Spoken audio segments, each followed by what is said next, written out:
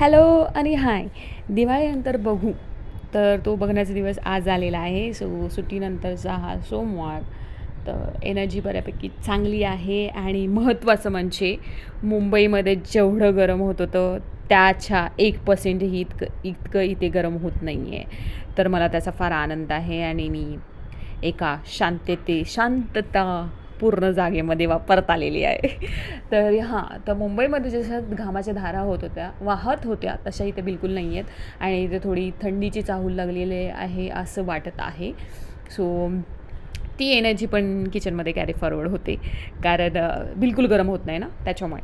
तर हां, तर आजचा मेनू असा आहे की नाश्त्यामध्ये ओट्स आणि जेवणामध्ये भेंडीची भाजी, भात डाळ आणि नाचणीची भाकरी. सो मी नाचणीची भाकरी जरा वेगळ्या पद्धतीने बनवली कारण ती मऊ राहावी म्हणून. तर ती पीठ वाफवून अशी बनवलेली आहे. तर ती थोडी त्याला पीठ जास्त लागलं म्हणून ती सफेद दिसते आहे. पण हां, ती बऱ्यापैकी मऊ राहिली आणि चांगली लागत होती. भेंडीची भाजी आमची फेवरेट, ही आम्ही कधीही केव्हाही खाऊ शकतो. ती आठवड्यातून 2-3 वेळाही खाऊ शकतो आणि हे ओट जे आहेत ते थोडे वेगळे झालेले आहेत. So thank you for watching.